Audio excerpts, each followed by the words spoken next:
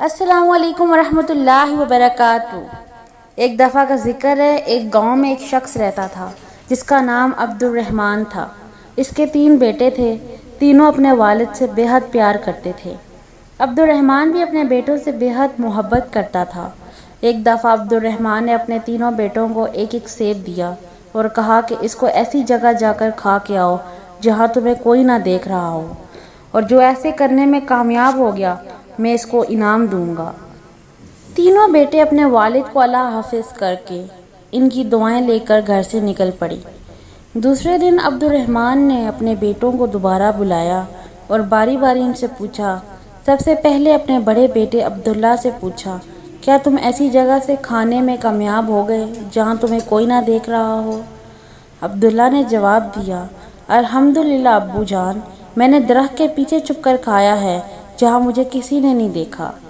پھر عبد الرحمن نے اپنے دوسرے بیٹے یوسف سے پوچھا کہ تم نے کیا کیا؟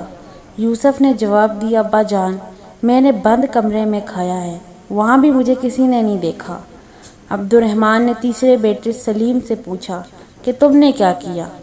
بیٹے نے جواب دیا، ابا جان، میں نے کتاب اسماء الحسنی میں پڑھا ہے، اللہ کا ایک نام ہے البصیر، ہر ایک کو ہر حال میں دیکھنے والا۔ میں نے بہت سوچا اور تلاش کیا لیکن مجھے ایسی کوئی جگہ نہ ملی جہاں مجھے میرا اللہ نہ دیکھ رہا ہو، اس لیے میں نے وہ سیب نہیں کھایا۔